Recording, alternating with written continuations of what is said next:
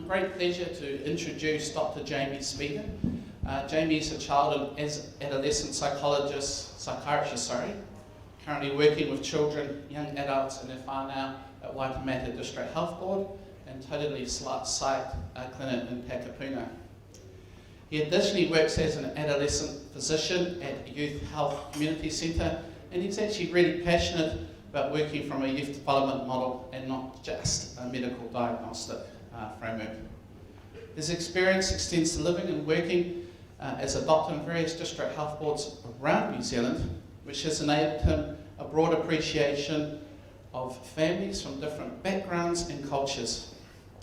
Prior to coming to Auckland, Dr Speedan has also trained as a paediatrician in the Waikato clinic as well as Auckland. His particular interest is treating and working with children and young people that have neurodevelopment issues such as ADHD, ASD, and FASD, mood disorders, anxiety disorders, and those that are gender questioning or transitioning. We're really lucky to have Dr Speedan. It's my great pleasure to introduce him. Thank you.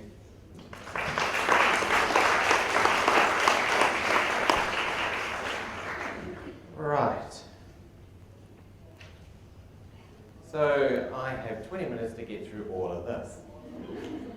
But thankfully I tend to keep things nice and simple because I try not to overcomplicate things because that's not what I think my job should be. So I'd like to have a think about whether we should be medicating and what the other options are. Also have a look at medication side effects and when we should be doing regular reviews. Ironically, I've done a very similar talk with most of the same slides to the GP college 2 weeks ago. So most of the GPs at Cape, I think it was about 300, also have the same slides. You're actually getting all the same information. So we should hopefully be all on the same page. Look, one of the big things I think we need to think about with ADHD, as Sarah talked about, is there are a lot of lookalikes for ADHD as well. So often, being a doctor, we get a lot of flack for over-medicating kids. I think some of that came about because historically we were medicating children for ADHD when they didn't actually have ADHD. So some of the first things I do from a diagnostician as a doctor go, okay, look, sometimes I get kids who have a lot of the same symptoms who actually have quite significant anxiety, or, especially these days, a lot of sleep issues. Which is why it's more than just having a quick 20-minute conversation diagnose ADHD, it's actually trying to figure out, is it truly ADHD or is it something else that looks like it? Or the other thing is there other stuff going on alongside ADHD? Sarah talked about opposition defiant disorder. I see a lot of kids who have autistic spectrum disorder, who are gifted, who also have intellectual and learning difficulties, who also have ADHD alongside it. So it's not an either or, often it's trying to figure out exactly what's going on and making the best of what our options are, what the treatment options are. Why should we add in medications? The main reason is to help the child stop, think and act, not just act.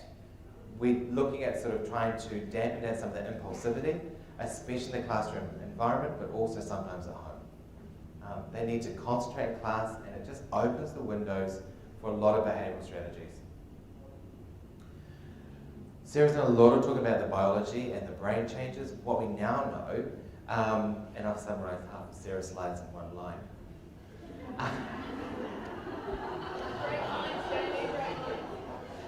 I didn't steal her pictures, I almost did.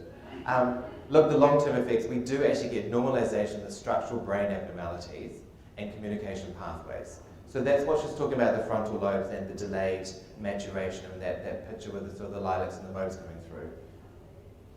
This is another one that I thought would be nice to have a look at because it's actually around communication. Don't have a good look at the study. It's not the best study because it's a small group of adults and he forgot to tell you which ones are on medication and which ones weren't, which is a bit annoying. But we know for those who don't have ADHDs, and this looks at communication pathways. So the parts of the brain that are communicating well light up. This is the deep part of the brain, so this is the prefrontal cortex Sarah was talking about. We call a lot of this as a plays game with a whole lot of bits and pieces here. With those with ADHD, they're not communicating to some of the other parts of the brain that well, or not at all when you looked at some of the adults who did the study. When the ADHD has gone into remission, whether that's through time or medication, a bit harder to tell from the study, you're getting the best of both worlds. You're getting everything lighting up across all the regions and more, which is fascinating to know. It'd be great to do some more studies to get better populations. Look, in the big picture, I work not just with kids, but teenagers and some adults as well. The reason why doctors get a bit hot under the collar around medication is because long term, there's a lot of things we're worried about. We know those with ADHD do struggle academically. Their education tends to stop a lot earlier than it should. We have substance use problems. The more you medicate, the better the chances are for not developing substance use disorders, and that's clear now. From a psychiatric point of view, there's a lot of comorbidities, but also a lot of people hit rock bottom if they're not making their potential. A lot of people get incarcerated in prison, and ironically, there's a great study that came out of Sweden around motor vehicle accidents, MVAs. The mortality for those adults who are not medicated is quite different. When you look at those people who have accidents between those with ADHD, who have car accidents on medication or off medication, the rate drops to 50%. So those people who pick up their scripts who are on ADHD medication in Sweden actually take the tablets, their rates of having car accidents drops by 50%. Those who have serious car accidents drop by 90%. Again, this is just one of those things saying, look, this is a real issue and a real disorder. We're not just making it up. You guys know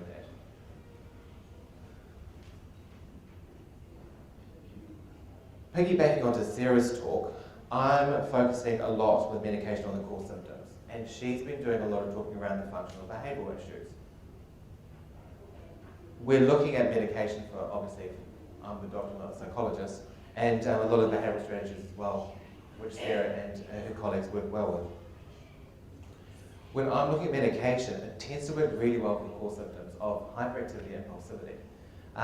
We can get a bit clever and think about this as all sort of the neuroadrenaline pathways, and there's a little bit of dopamine maybe helping with some of the frontal lobes as well. But this is just a point to say, look, medication needs to be part of doing behavioural work as well.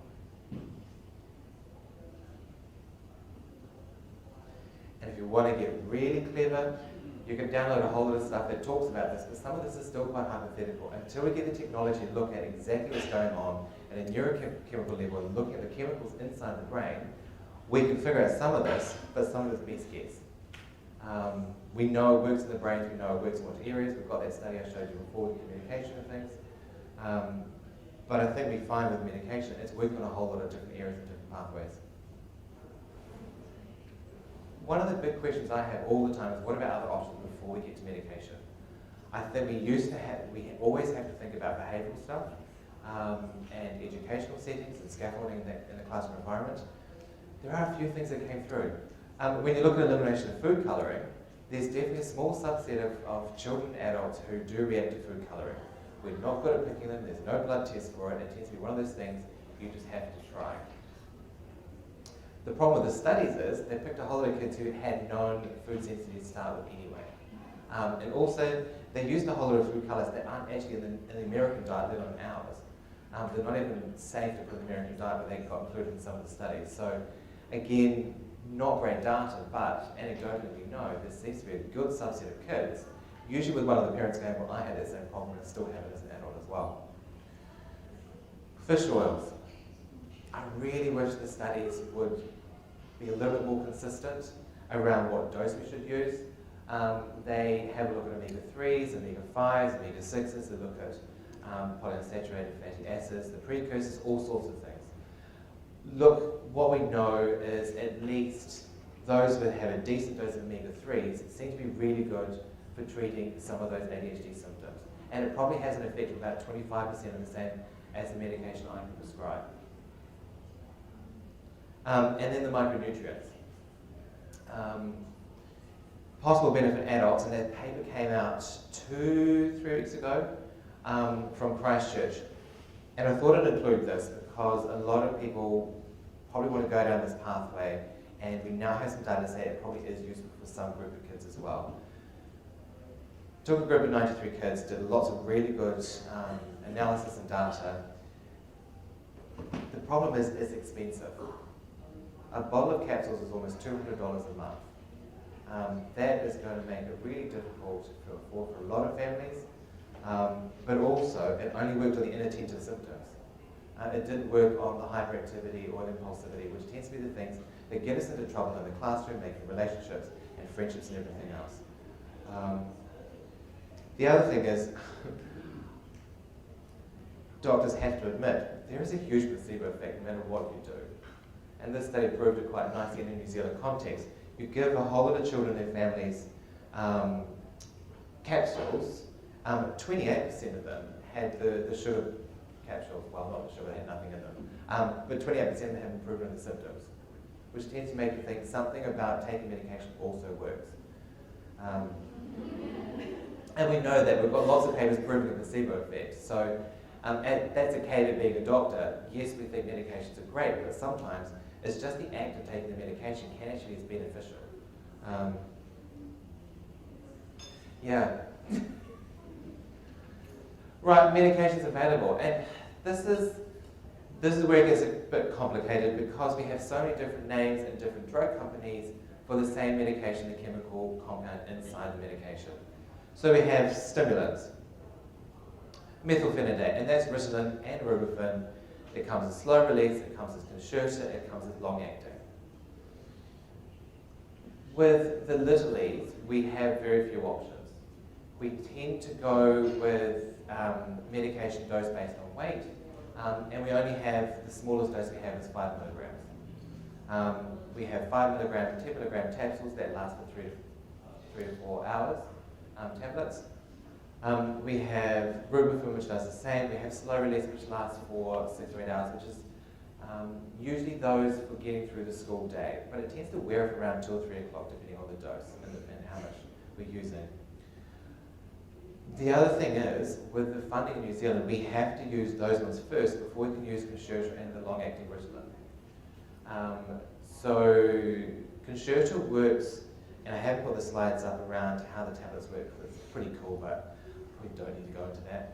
It works for 8 to 10 hours to get through the school day, and the long-acting Ritalin gets you through 10 to 12.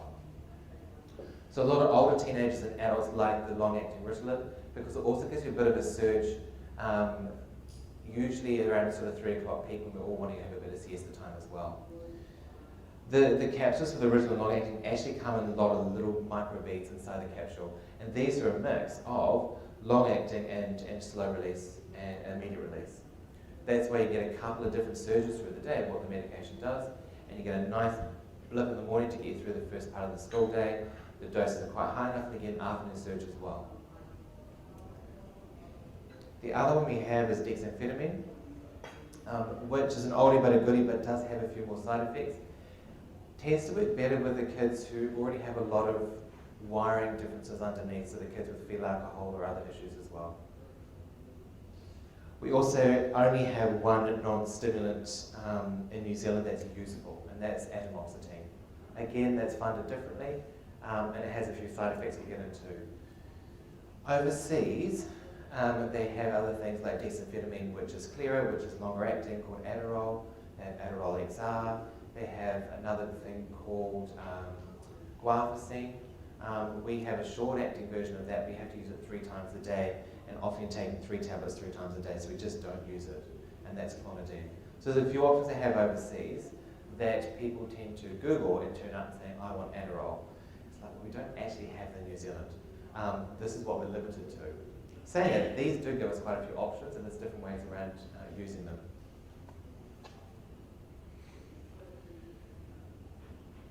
What I'm looking for when I'm using medication is trying to avoid the scholastic academic and school difficulties or complete failure sometimes.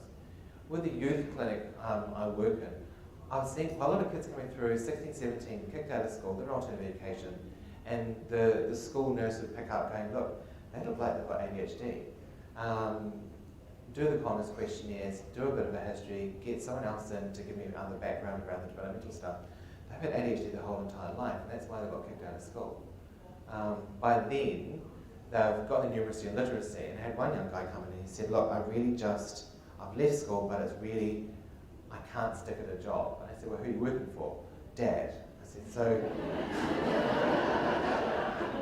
you can see where this is going to go. And I said, what do you do at Dad? He said, oh, I'm on the building site. And I'm like, right, so you're ticking all the boxes of ADHD. What do you do that causes Dad to really want to aim the nail gun at you? And he said, look, I get given a whole lot of different jobs to do through the day. I said, well, how many? He said, 3. I said, right. And I said, how many to do? He said, half. And I went, okay. And I'm guessing you're on the scaffolding on the roof? And he went, yeah. I can see, oh, I sort of see where Dad's getting to. And so that's the young guy who I actually said, look, let's try on some rhythm slow release and see how you go. He came back 4 weeks later and I said, how's it going? He said, great. Dad's not going to fire me. I get given a list of jobs, and actually I get through them for the whole day, and I've got more jobs to do. And I said, well, that's the whole point of having medication. It helps it inattentive, and ironically, the impulsivity when you're stuck in building science is not a good safety thing to worry about. But yeah, for him, he'd failed school because he got kicked out too early, but thankfully I could get him through working in the workplace, and he could pick up his numeracy literacy as we went on later on as well. So what medication does is it helps in immediate improvements in various academic tasks, especially reading performance, classroom, academic performance and tasks, and classroom seat. We're keeping in your seat, and said to one girl the other day, so when you get into trouble, what are you doing? She said, well, I tend to interrupt others, interrupt myself, interrupt the teachers, and Mum said, oh, and don't forget you do cartwheels and maths. And I just went, yeah, that'll count. She went, oh yeah, that probably was a bit out here. What I'm also looking for, apart from no cartwheels, is reduced inattentiveness, aggressiveness, and oppositionality. And that comes through especially with the boys. It does, as Sarah talked about executive functioning, it does improve a lot of the executive functions to some degree, but often the medication, the most thing you see is it helps them focus and concentration and being less impulsive and fidgety in the class. Excuse me, Jamie, Colin's mum.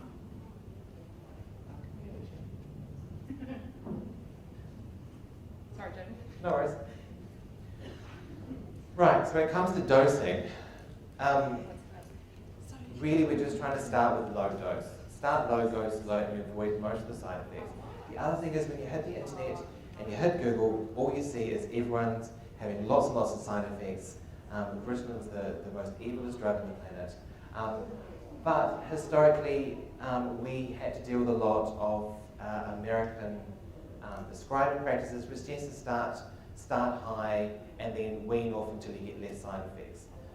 We tend to go the other way and start low and try avoid any side effects. So one thing to know is you will get some symptoms during the first week. Most of those are headaches and a bit of a tummy upset, and it only should last for the first week. As you all know, for those who've got children or yourselves on medication, your appetite can also drop. So the usual thing I say is get a good breakfast in. Lunch is usually just a bit snacky. They'll come home, the medication wears off. You've got a voracious appetite for afternoon tea, and then 3 hours later they'll be ready for a decent dinner. So you tend to catch up with whatever lunch you missed. There's also quite a lot of stuff around that morning madness. So trying to get them up, get them organised, get them out of the door. A lot of that's trying to figure out what can you get away with that is not going to result in too many tantrums. So keeping the routine simple. Some teenagers found it's easiest to get up, wash your face, grab something as you go out the door and that's it. They have the bag packed the night before, don't change the bag for the whole school week, and that way they don't forget stuff. For the younger ones, it's around trying to get them up. And I've got some parents who actually wake the kids up, give them medication, then go back in half an hour later when the medication kicked in. Because by then they can actually focus and get themselves a bit better organised to get dressed and get to breakfast. That's one way around it. Sometimes it's really just having a really good think of the morning chaos in the family household, which is hard to avoid, and just sometimes be a bit creative. And often, well, Sarah will do this quite regularly, is give them a list on the back of their door. These are the things I need you to do to get through to breakfast, to get out to the door, to get to school. With the littlies, we have to remember the immediate release, that's what the IR is, only lasts for 3 to 4 hours. So often we tend to give a dose at lunchtime at school. That's only because the slow release only comes in 20 milligram tablets, and it's too big for the little kids who are quite small. Also, Concerta comes in 18 milligrams, that's the smallest dose we've got for that, and long-acting is 10. That often, the way it doses through the day, can be a little bit too much for the ladies because it makes them a bit anxious after lunch. Atomoxetine, which is a serotonin noradrenaline reuptake inhibitor, is related to a few other medications that are actually antidepressants, anti-anxiety medications. So that's why it gives you quite a lot of GI upsets with the gastrointestinal tract upsets, but it can also cause you sedation, so you tend to take it once a day at night. And because it can upset your mood a little bit, there has been a couple of reports that it can make some of the teenagers feel a little bit suicidal just for the first week or two as well. Tiny numbers, but you just need to be aware of it. Practically, we need to do special authority numbers as doctors. They last for 2 years and they need to be applied for every 2 years. Your GP can do one after 2 years, and then the fourth one needs to be done by a specialist. They can be a specialist psychiatrist or pediatrician. The other thing, practically, controlled drug scripts, you've all seen them, they only last for 7 days to get it from my hand to the pharmacist, and practically they can cause some issues. I've had one mum lose it in the room as we talked about it. So sometimes you just need to be aware that this is one of those things that it might be good just to get it sent straight to the pharmacist, or get someone else to sort of keep an eye on it for you. Does that make sense? I'm not trying to be too pejorative, but sometimes, yeah, remembering the meds have run out the day they run out is actually quite hard for everyone. Look, this is a nice little list which I've kept here knowing you're going to get the slides that compares the differences between methylphenidate, the Ritalins, and atomoxetine. Overseas in the States, they tend to use a lot of atomoxetine first because it's funded differently. But here, the main differences are loss of appetite, sleep disturbances. Growth we used to get worried about. Noticed a lot in the early studies. I think most was linked to appetite suppression. What we've now found out looking at the studies, when they've come off their meds or the dose is a little bit less because they've got a lot older and their brain's actually maturing and those frontal lobes are switching on, the growth catches up anyway. So it's a balance of, look, we may be 1 centimetre shorter if we stay on high dose of stimulants for the whole of the school career, compared to actually can we get through school, get everything we can, and get to our potential. I said that's an netball scholarship. And being a pediatrician and a psychiatrist, the other thing that everyone got worried about from the study back in the MTA study in 96, 98, I can't remember now, there was a lot of issues around heart problems. And the big colleges over there and the American Pediatric Association got everyone worried, but then again it's America and they have litigation and they get scared about everything, and so they need to do everything gold standard. So everyone's having a whole lot of heart tracing, ECGs, they need to have their blood pressure checked regularly. We've now found out that didn't pick up anything different. The risk of a whole lot of this is minimal. So it's not associated with QT change, and that's the heart rhythm stuff. It is not associated with sudden cardiac death or heart attacks or stroke. That's some of this early studies suggested. We've now found out with huge studies, over hundreds of thousands of different people, that the rate for these is exactly the same as everyone else in the population, whether on meds or not. It can cause arrhythmias or heart rhythm disturbances, but only if the plumbing of your heart is slightly different, because you're born with a slightly different heart. Cochrane reviews are the ones that do these huge, great big studies, pull up all the literature and things. The last one was done in 2015, and they actually show there's no evidence of any serious adverse effects, which is really good to know. There was an increase in non-serious adverse effects, which sounds terrible, but when you look, they were just talking about sleep and appetite issues, which we know about. If you take 4 coffees before bed, you're not going to sleep. If you take Ritalin 2 hours before bed, you're not going to sleep. And we also talk about some kids turning up saying, look, I just don't like the zombie effect. I don't like being a zombie.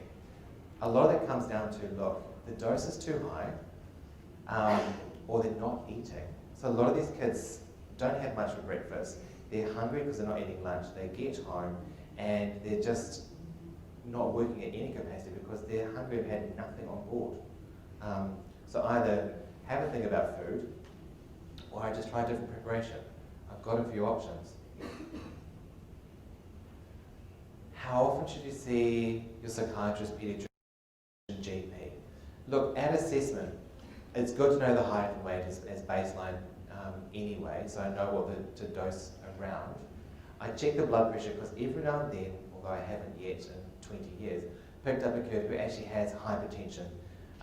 That was just one of those things, it's bad luck, and that kid needs to be seeing a renal doctor instead of a psychiatrist. I check the heart rate, and occasionally I need to do an ECG, which is a heart tracing, mainly based on the family history. There are some arrhythmias that run through families that are genetic, that come through your genes, that would be good to know about before I try medication, because it may change the type of medication I use. But again, we're talking rare as hen's teeth. How often should we have reviews? You should check the height every 6 months. Check the weight at 3 and 6 months with a dose change, and then just every 6 months. It's always good to check the blood pressure for me, just to make sure they're within the realm of normal. And then at 3 months, that's it. We used to have to say you do them every 3 months while you're on the medication with everything else. That's gone by the wayside. When you check a whole lot of adults who are on similar medication, their heart rate goes up 2 to 3 beats per minute while they're on the medication, and their blood pressure perhaps goes up 1 to 2 points only. And that's with adults.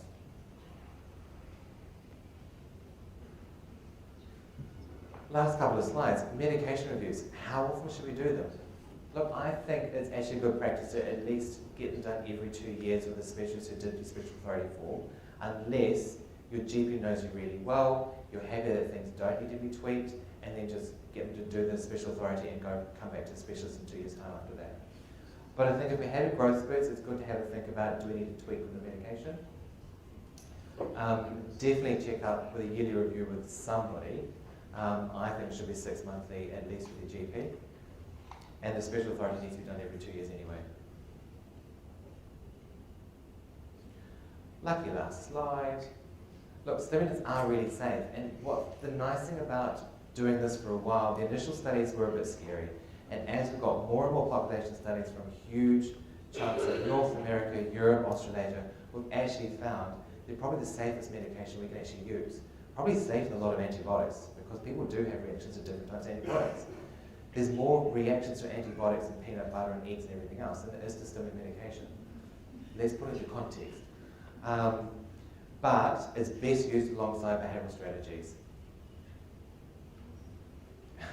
Yeah, and don't forget about sleep and food. The number of grumpy teenagers come and saying the medication's not working. I'm like, yeah, but what did you eat today? Did you actually eat your lunch? And when you come home, are you just letting rip because you're just hangry more than anything to do with your ADHD? Or there's a bit of ADHD, emotional dysregulation, but actually, you haven't put any fuel in the tank. Cool. We'll whiz through medication.